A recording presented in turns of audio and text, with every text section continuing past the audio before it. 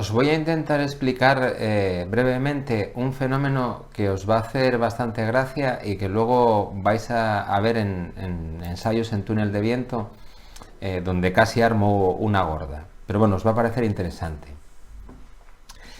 Se llama Translational Lift.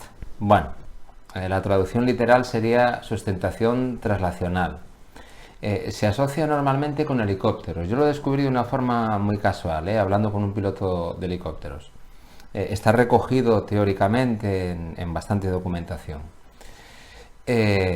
Podemos definirlo de una forma muy sencilla. Podemos indicar de una manera aproximada que lo que ocurre en un helicóptero es que en estacionario puro consume más combustible que si hace una traslación rectilínea pura a una determinada velocidad.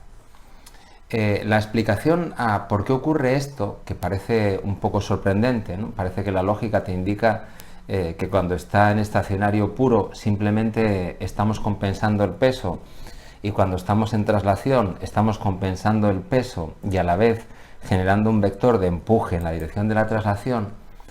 Tiene una explicación física aerodinámica compleja si nos ponemos a analizarla en términos de ecuaciones, pero de forma intuitiva muy sencilla.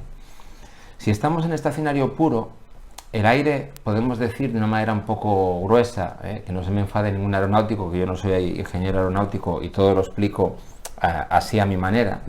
El aire, digamos que entra estático en el rotor, entra sin ninguna velocidad.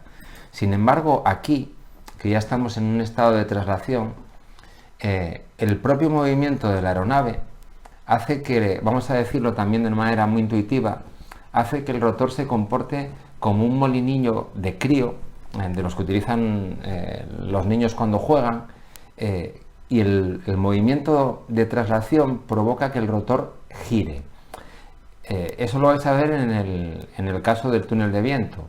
Analizado de una forma un poco más rigurosa, diciéndolo ya en términos un poco más científicos, pues podríamos decir que en estático la velocidad del viento relativo con el que entra el ala giratoria es más baja que cuando estamos en traslación, que lo que tenemos es una velocidad del viento relativo. Ya sabéis, el viento relativo es la velocidad del aire respecto del ala, en este caso del rotor, que es más elevada. Como esa velocidad es más elevada, si entramos en la ecuación que nos da el empuje de una hélice, pues nos sale que la hélice empuja más. O si lo queremos ver de una manera en términos más sencilla, en términos de consumo o de potencia que tenemos que aportar al rotor, pues lógicamente en movimiento de traslación, como el aire entra con cierta velocidad, el par resistente que ha de vencer la hélice se reduce y el motor consume menos potencia. Claro, hasta aquí todo sería maravilloso, porque entonces podríamos extrapolar que en vuelo rectilíneo a 150 km por hora con un multirotor, como el aire entra a gran velocidad, pues consumiríamos menos que estando parados. Pero ahora es donde vamos a entrar a hacer un análisis un poquitín más detallado de todo el asunto. En el caso de un helicóptero, la velocidad donde se produce este fenómeno está aproximadamente en torno a 30 nudos. ¿Por qué en torno a 30 nudos? Porque no se produce cuando estamos volando a 60, 80, 90, a velocidades más altas. Bueno, por debajo de esta velocidad no se va a notar el efecto. Si voy increíblemente despacio, muy próximo a una velocidad nula, vamos a imaginarnos que vamos a un nudo, bueno, pues no estoy acelerando el aire, no tengo más viento, no tengo un viento relativo más alto que el del estacionario, no se va a notar. Estaréis pensando, y cuando voy a mucha velocidad, ¿por qué el efecto no es mucho más acusado? Bueno, aquí os tengo que poner una ecuación. Esta es la ecuación general, estoy simplificando al máximo, de la resistencia al avance de algo que se mueve dentro de un fluido, en este caso del aire. Bueno, pues tenemos, os pongo los elementos que forman la ecuación. El coeficiente de resistencia al avance, que es función de la geometría, de cómo cuánto de aerodinámico es ese objeto que se mueve. La densidad del aire, la velocidad elevada al cuadrado, la fuerza de rozamiento con el aire es cuadrática y la superficie frontal que presenta, esto es una simplificación también, la superficie, la cantidad de superficie frontal que presenta el objeto que estoy moviendo. Bueno, esto no hace falta justificarlo con muchas matemáticas, ¿no? Si cojo una plancha de EPS de 2 metros cuadrados, la pongo vertical y echo a correr con ella, pues me cuesta un montón de trabajo moverla respecto del que me cuesta si la pongo horizontal. Ahí tengo el efecto de la superficie. Por daros un dato simpático, en los aviones que pasan la barrera del sonido, uno de los problemas fundamentales es que ese incremento de velocidad produce tal fricción que calienta enormemente las alas. O sea que el efecto de la resistencia al avance lo tenéis aquí claramente explicado. ¿Dónde encajamos esto con este fenómeno de ese incremento en la velocidad del viento relativo que nos da más sustentación? Lo vais a entender ahora con una facilidad increíble. La resistencia al avance crece cuadráticamente con la velocidad. Si multiplico la velocidad por 2, la resistencia al avance se multiplica por 4. Sin embargo, ya acabo de ver que hay una velocidad en traslación, no perdáis esto de vista. En traslación me estoy moviendo en línea recta hacia adelante. La velocidad de traslación acelera el flujo de aire entrante en el rotor o en las hélices en el caso de un multicóptero y me reduce la corriente que consumo. ¿Dónde va a estar la frontera entre esa reducción y un incremento? Bueno, pues lo tenéis viendo estos dos factores.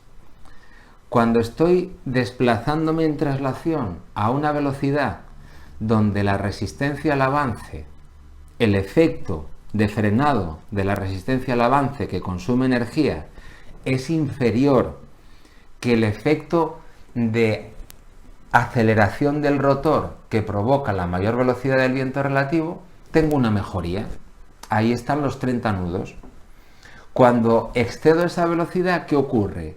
Que el efecto de la resistencia al avance, que crece cuadráticamente, es preponderante sobre el efecto de reducción que genera el incremento de velocidad y entonces ya dejo de tener esa pequeña ventaja que tenía a los 30 nudos. Es decir, que tengo un rango de velocidades donde la aceleración, mejor dicho, el incremento de la velocidad del flujo de aire que entra en el rotor y reduce el par, pesa más que la resistencia al avance que tengo que vencer a esa velocidad.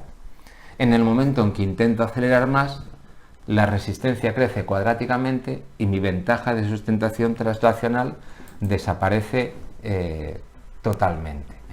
Yo creo que aquí está explicado de una forma más o menos intuitiva y, bueno, y rigurosa hasta el punto que admite esta ecuación. Vamos a ver ahora si lo podemos aprovechar para algo. ¿Cómo lo podemos aprovechar? Porque estamos hablando solo de un movimiento de traslación, pero cuando volamos no vamos en línea recta, hacemos virajes.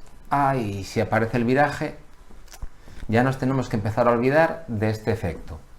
¿Por qué cuando hacemos un viraje este efecto se nos pierde? Bueno, pues se nos pierde por dos factores.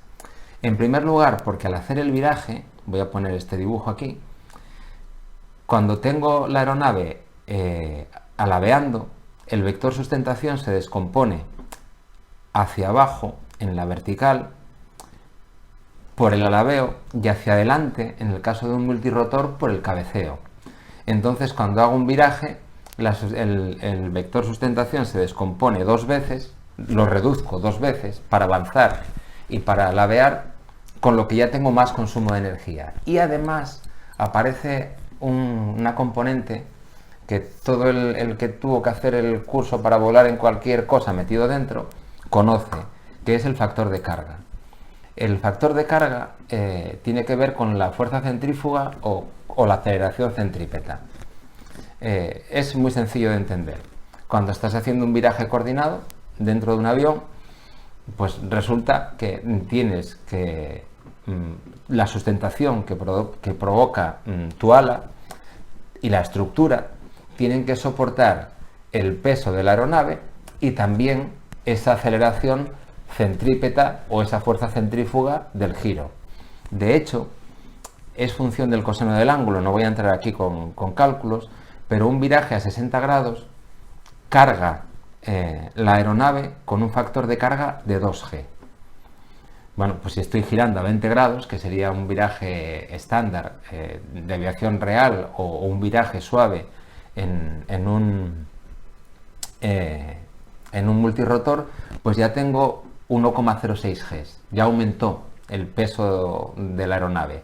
Si estoy girando a 40 grados, pues ya tengo 1,3 veces el peso. Como lo tengo que compensar a fuerza de meter más velocidad de giro a los rotores, obviamente el consumo se dispara. Entonces, en un viraje, olvidaos. En cuanto hago un viraje, el efecto de mejoría que tenía en la traslación pura desaparece. Ahora que sabemos todo esto, ¿podemos hacer algo con ello? Bueno, depende de nuestro equipo. ¿De qué va a depender en primer lugar? Hombre, va a depender en esencia de cuánto de aerodinámico sea nuestro multi. Si tengo un equipo pequeño, muy aerodinámico, que no tiene una gran superficie frontal, pues lógicamente tiene muy poca resistencia al avance. Eso es bueno en cualquier caso. Siempre que esté en traslación o en viraje, como tiene menos resistencia al avance, voy a tener un consumo mejor. Un buen diseño aerodinámico, que normalmente en los multirotores no se tiene muy en cuenta, lo hacen los fabricantes grandes, pero cuando montamos uno no lo tenemos muy en cuenta.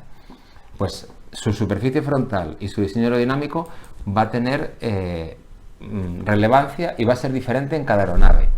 Si conocemos la velocidad óptima de vuelo o podemos medir la corriente durante un vuelo en traslación, podemos nosotros mismos determinar en nuestro equipo cuál es la velocidad de avance en traslación que nos provoca el menor consumo. No es necesario ir al túnel de viento. Si puedo ver la corriente en tierra, pues lo hago avanzar y voy viendo a qué velocidad de avance tengo el consumo menor, que me va a salir muy ligeramente inferior al que tengo en estacionario. ¿Qué forma de vuelo es la más económica en términos de ahorro de batería? Pues lógicamente, sabiendo todo esto, es aquella que se compone de traslaciones lineales, como una parrilla de topografía, una rotación haciendo guiñada, una traslación lineal, una rotación haciendo guiñada, y todas ellas a la velocidad óptima donde tengo la máxima sustentación traslacional. Curiosamente, yo hice las medidas en el túnel de viento con un Phantom 4 y después con un Mavic Air, pues resulta que DJI empieza a dar este dato. Os lo pondré en el siguiente vídeo y veréis cómo en el Mavic 2 Pro da dos autonomías. Una autonomía en estacionario y una autonomía ligeramente superior en traslación pura a una determinada velocidad. No sé cuándo tengo ya todas las medidas hechas. Hicimos un montón de medidas y lo pasamos muy bien en los túneles de viento, y el vídeo quedó un poco al estilo que ya conocéis de no cortar. Entonces lo metí en un túnel de viento cerrado que es un pedazo de instalación, casi me lleva al Phantom. Bueno, en el siguiente vídeo va a haber momentos en que os vais a reír de toda la historia, pero bueno, os voy a dar ya datos concretos. Me voy a centrar en el Phantom porque los resultados que obtuvimos con el Mavic fueron prácticamente iguales. Si consigo terminarlo así muy en breve, os lo pondré ahora mismo. Si no, seguro que en una semana lo tenéis probado.